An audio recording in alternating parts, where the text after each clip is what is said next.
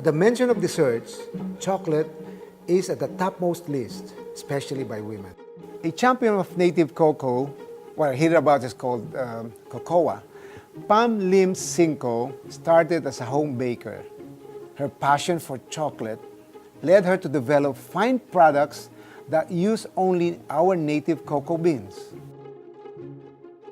I realized that a lot of cacao-producing countries, not just the Philippines, but also like Africa and Ecuador, at the time did not have their own chocolate brands. Because of my researches, I was able to find out that we needed a machine to turn the cacao bean into fine chocolate. And finally, someone explained it to me that for that machine to work, you needed a special blend of the metal, and it can only be found in Europe.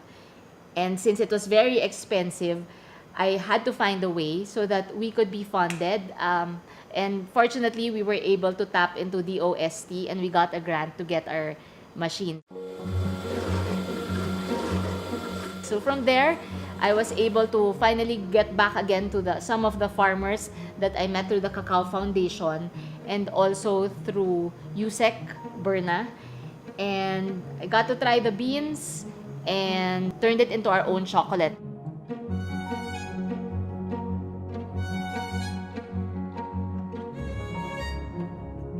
Reset Chocolates is now known for its truffles, the chocolate bars, and pilitas, or the chocolate-covered pili nuts.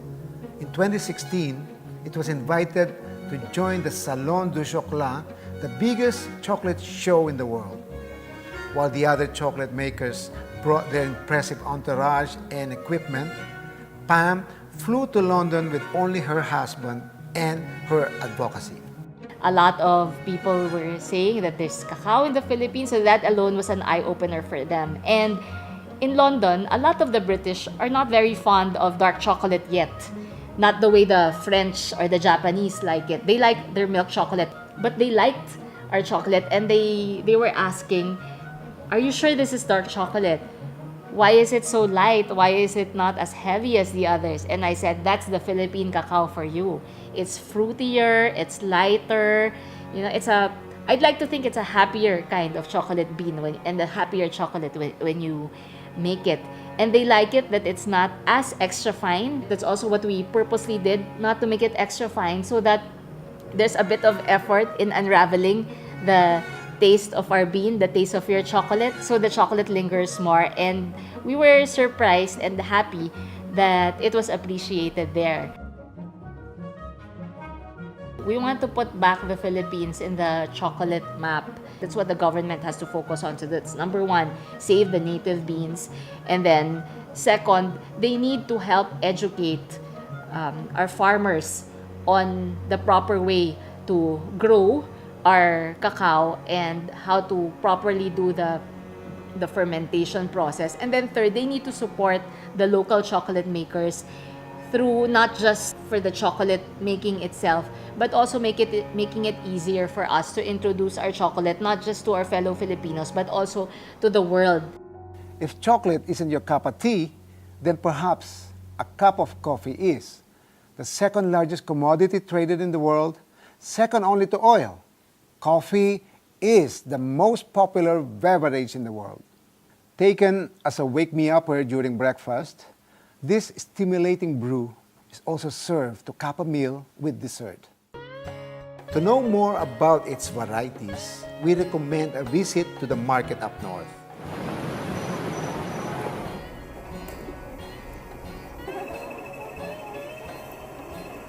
Nandito po tayo sa Cafe Umali, dito sa Baguio City Market.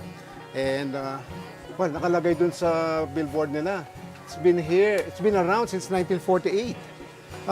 Ilang klaseng kape ang binabenta nyo dito? Tatlong klase po yung Tatlong klase? Excelsa at saka Robusta. Ano yung Exalta? Excelsa po yung Batangas. Batangas. So ito yung Barako. Barako. When choosing your coffee, always remember that the darker the color, the stronger the flavor. Arabica na sagada, medium roast, dark roast. Pag sinabing medium roast and dark roast, ha? Light. Light. Ang pagkalasa niya. po strong. Strong. Strong at saka may pagkapait. Yung Ito pagkaro... po ang pinakamabait. So ito yung tosta niya. Maaroma po yan. So ma-aroma to. Ito po basta Arabica. Oh, so see, it's very dark because of the talagang long hours of roasting.